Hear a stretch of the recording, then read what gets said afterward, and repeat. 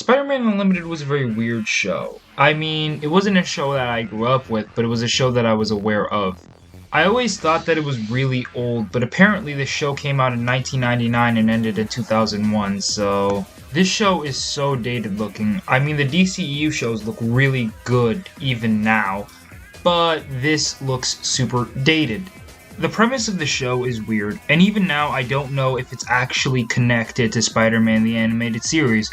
I've read that it is, and I've also read that it's not. Either way, this is a Spider-Man who has been fighting crime for a while, see it as he's already run into J. Jonah Jameson, he's already known by the public, he's already fought Venom, Carnage, and the Green Goblin. Heck, he's even married to Mary Jane, like, this is an adult Peter Parker, he is not a kid.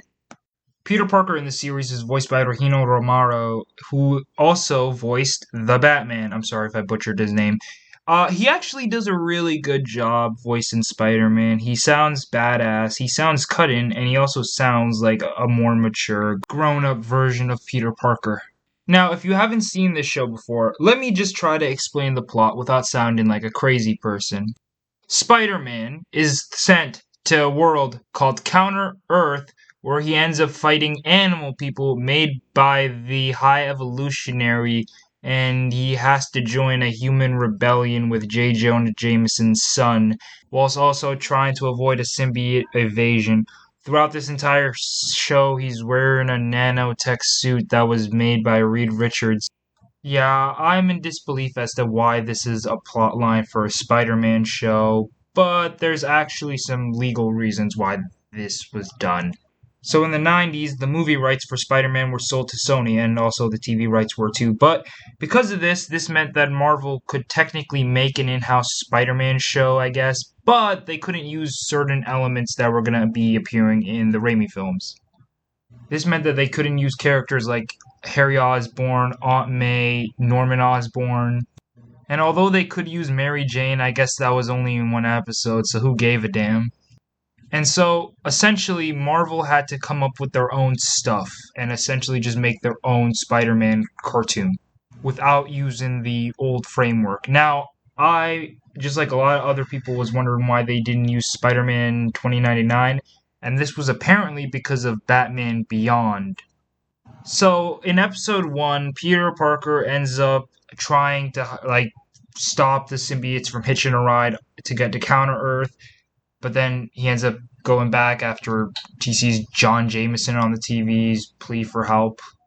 Peter Parker, being a good person, can't help not helping somebody, which means that he leaves Mary Jane. Which, this is just how I knew this version of Spider-Man was bugging. Like, he gotta be on some fruity shit. No shame, though, if he liked beefcakes. But hey, I'm not sure if he was really into the furry-con aspect.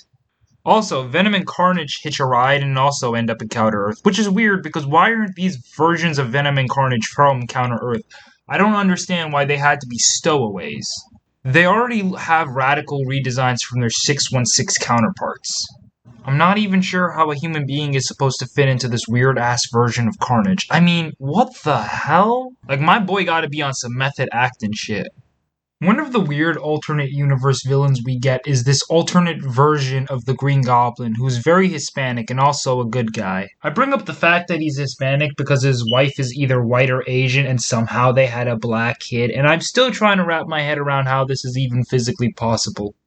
It's never stated if this version of the Green Goblin is a version of Norman Osborn, but if he is, does that make this kid Harry Osborn? Because if so, this is a really weird Peter and Harry dynamic.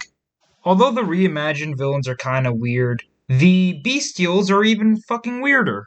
Somehow these things manage to look like bootleg Thundercats. In this post-apocalyptic world, humans are an oppressed minority that are being taken over by genetically modified animal-human hybrid. What the hell kind of timeline is this? This is what I mean the furries want. Because obviously, if you want to end up with a superior life form, you're going to meld human blood with, I don't know, dogs and frogs and shrimp and lions and tigers. Also, it's not really explained how there are parallels for some characters in this universe, but not others. Like, there's not an alternate version of Spider-Man, even though the original concept before the show came out was supposed to be a show about an evil Spider-Man fighting a good Spider-Man.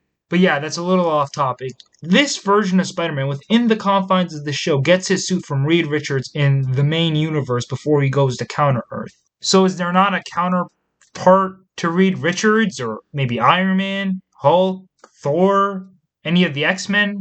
Okay, so it's time to talk about the animation, which I kind of mentioned it looked dated earlier. It does look off at times and kind of stilted too. But I really do like that they tried something a little bit different with the animation style here. Also, you have to keep in mind that I was watching this on a giant flat screen TV in the year 2021 and not on a small little cube TV in 1999 or 2001 or whatever. And one last thing, this show only has 13 episodes, but I did say that it ran for 3 years. And that's only partially true, as it did start in 1999 and it was airing or whatever. But then Fox Kids just kept changing their network up and they didn't finish airing the last episodes till 2001 or whatever. Either way, the show is convoluted. Even the way it aired was convoluted. I would give this show maybe a, I don't know. I'd say that it's okay. I wouldn't recommend going out of your way to watch it, but hey, if you want to watch some weird crap, I turn it on. I guess it's on Disney Plus.